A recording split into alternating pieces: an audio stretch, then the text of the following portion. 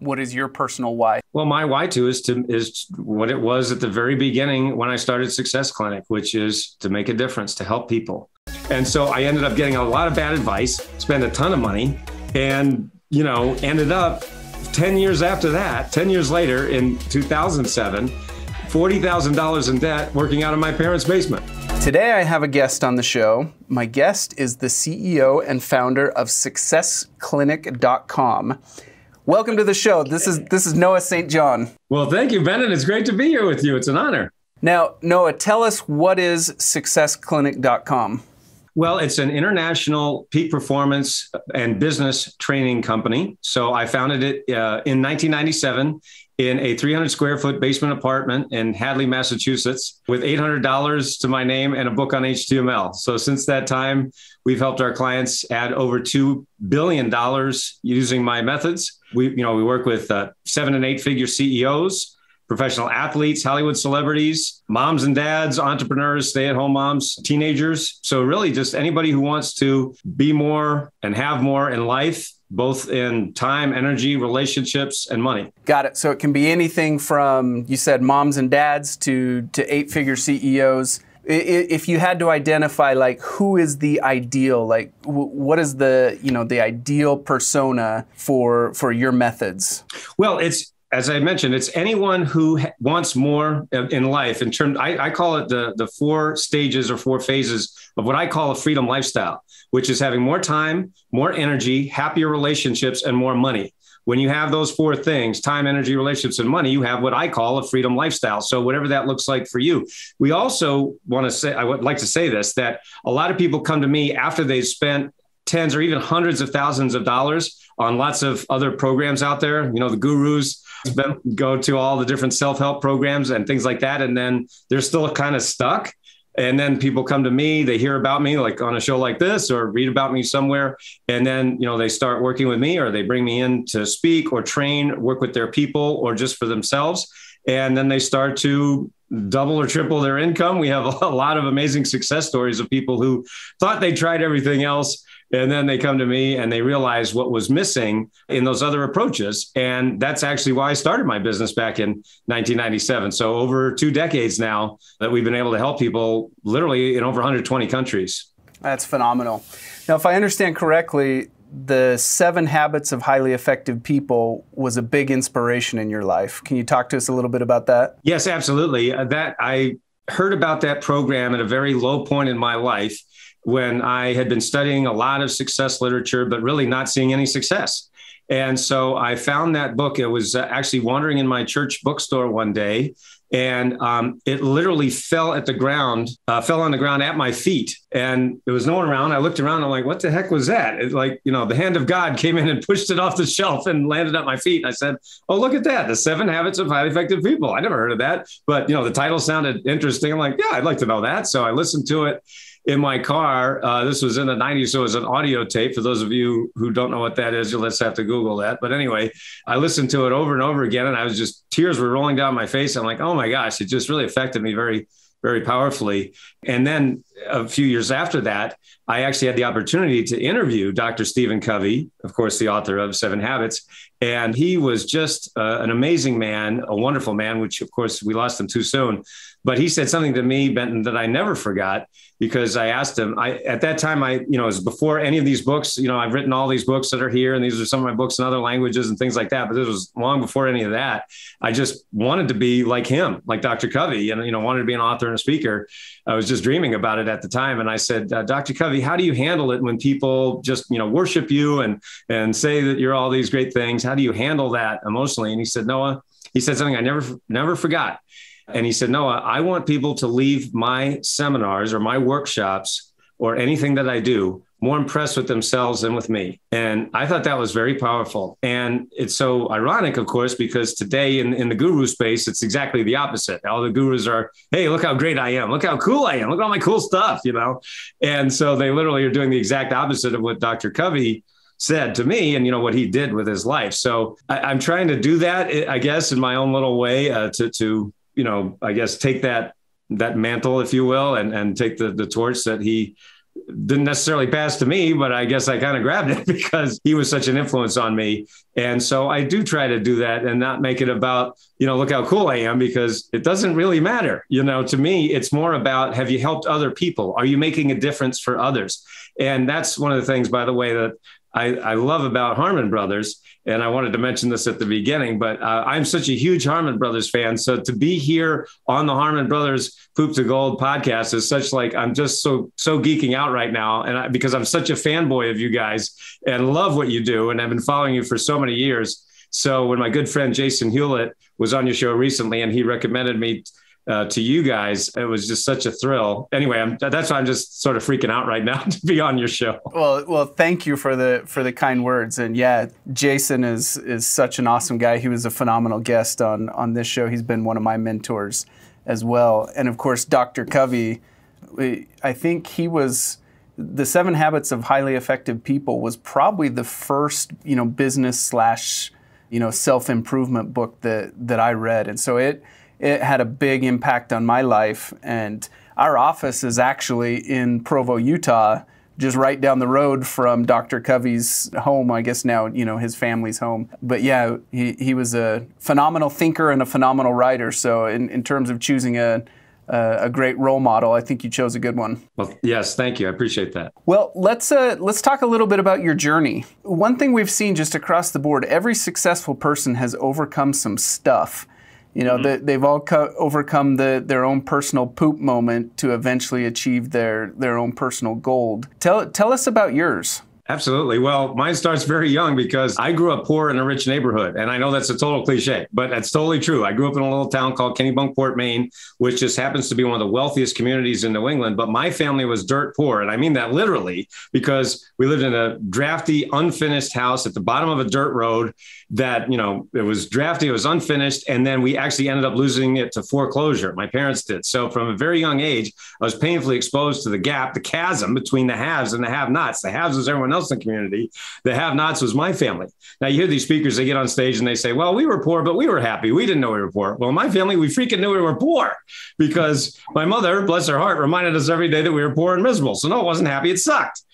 So I hated that life of poverty and fear and lack and not enough,ness, which is what I grew up with in my family. But right down the street, I saw that there was great wealth and abundance. So I said, what the heck? How do I get from here to there? Right? Because I hated this and I wanted that, but of course there was nobody who could teach it to me. So I did the only thing that I thought to do. Being the nerd that I am, I'm probably the nerdiest nerd in the personal development industry. What I mean by that is, when there's a problem, I just have to get down to the molecular level and just solve it. I just have to roll up my sleeves and figure it out, even if no one else has figured it out yet. And so that's what I did. I just went to the library like any nerd would do. And I started reading books like by Covey and, Napoleon Hill, Dale Carnegie, all the classics. And I really, really tried to get them to work. But, fast forward many years, I really couldn't get them to work. And so, my first real poop moment, I guess you could say, was when I decided to commit suicide at age 25, because I was so depressed, frustrated, angry, lonely, resentful. I tried all these things and nothing was working. So I decided to commit suicide because I'm like, why bother? Why am I here? And at the very last moment, my life was spared. I do share that story in my books like Power Habits and Head Trash. But my point is that my life was spared. I didn't know why. So at that moment, I realized, well, okay, I'm here. I don't know why. And so I went on another long journey to try to figure out my purpose. Why am I here on the earth? And so that was when I started reading more books but by spiritual thinkers like Donna Walsh, Ernest Holmes, Louise Hay, and people like that.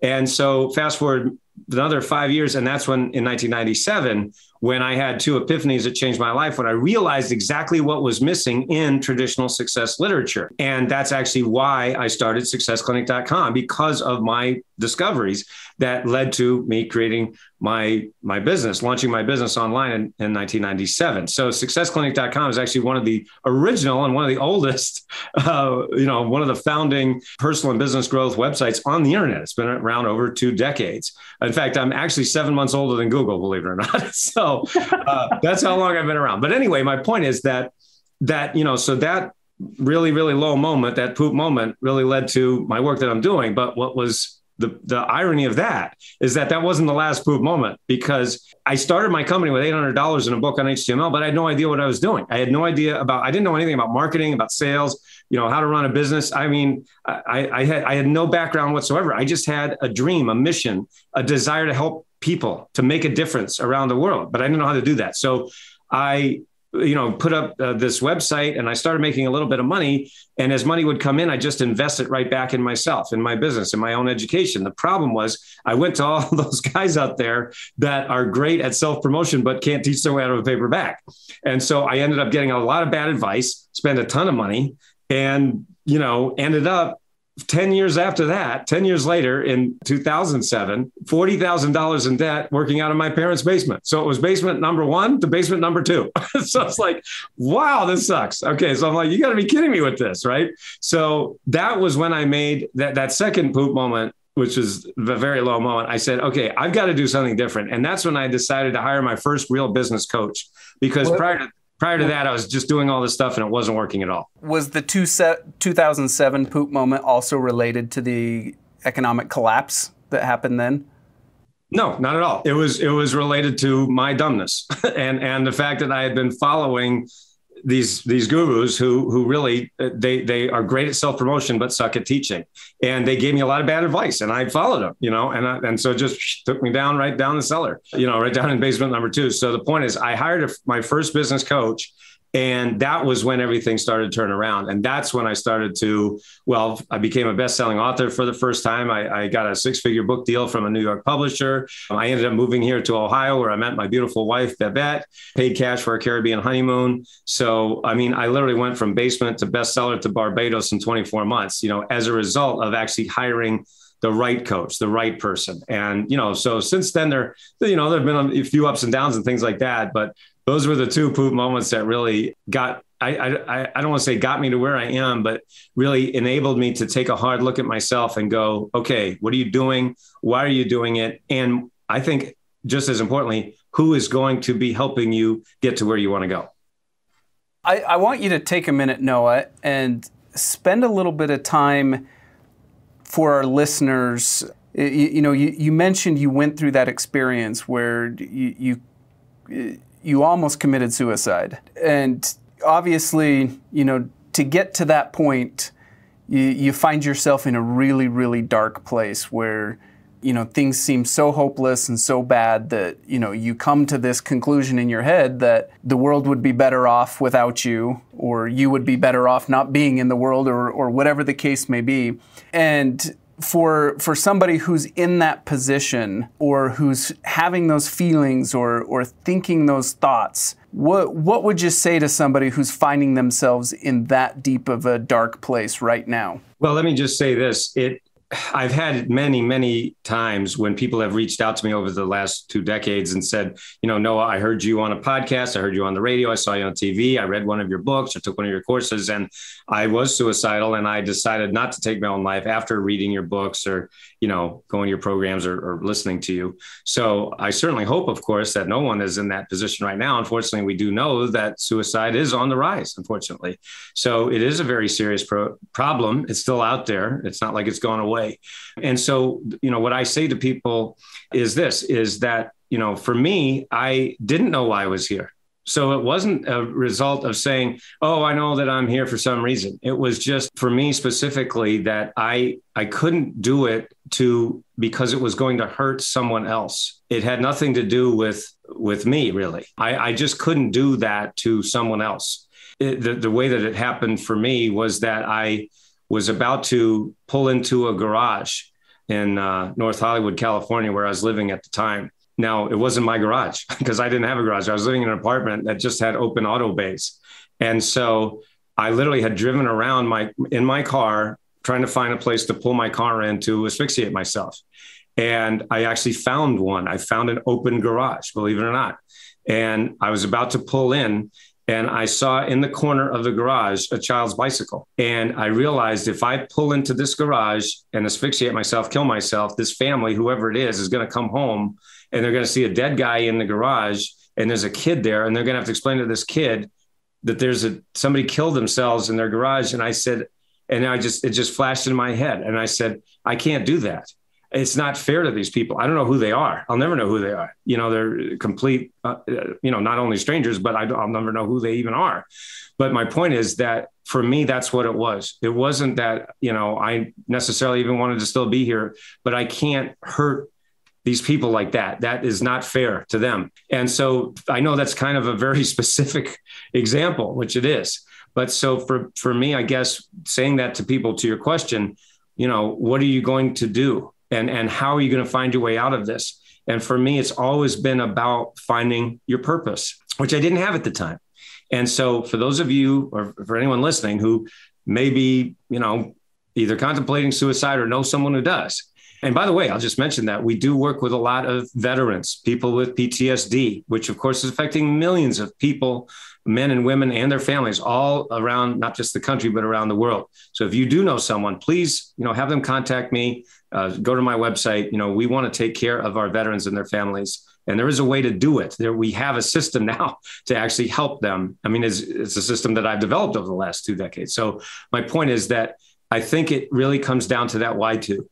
And that's something that I've helped a lot of people find their why to, not necessarily what to do, but really more importantly, why? Why are you doing this?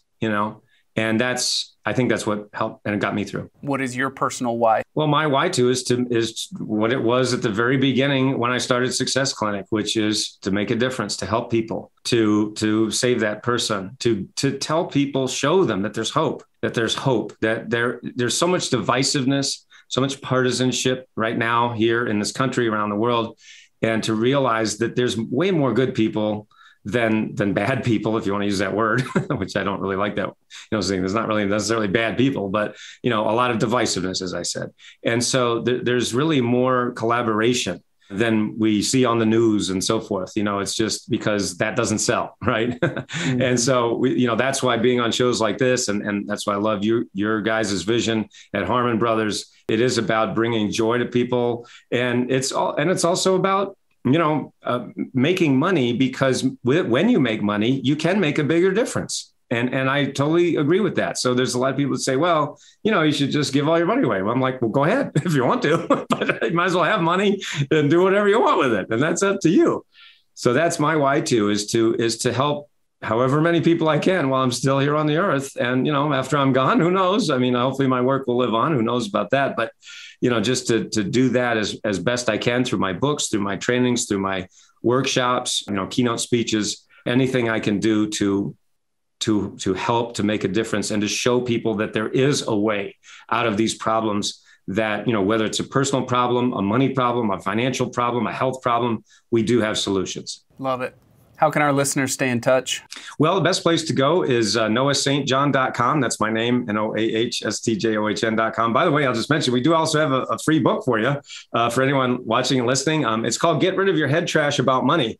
We didn't really get to talk about it much, but basically head trash is the voice in your head that says, I can't do it, and I show you actually how to get rid of that voice. So the book is free. It's sendmeabooknoah.com. Easy to remember. Sendmeabooknoah.com. And I will send you a book. We just ask you to cover the shipping. But yeah, noahstjohn.com or sendmeabooknoah.com. And, please be sure to tell me that you heard me on this show, because we'll take great care of you. Awesome. Okay, final piece of advice. We're midway through 2021 for the listeners, mostly entrepreneurs who are, facing the battles of today. What piece of advice would you give them? Is that you don't have to do it alone. There is help out there. There's help, but you have to go get it. Nobody's going to knock on your door and say, hey, you want some help today? I mean, they're just not, so you've got to go get it. Whether it's hiring a coach, a mentor, whether it's through books or online training, or just watching YouTube videos. The only problem with that is information alone does not create change. So we live in the information overload age. So remember, information alone is not going to create the change that you want. You have to have that support, that accountability, so that you can do the implementation that leads to that ultimate transformation. Got it. Thank you for coming on the show, Noah. We appreciate the opportunity to get to know you, and thanks for sharing your expertise and your story with our listeners. It's my pleasure. Make sure to like, share, and subscribe. We'll see you on the next episode.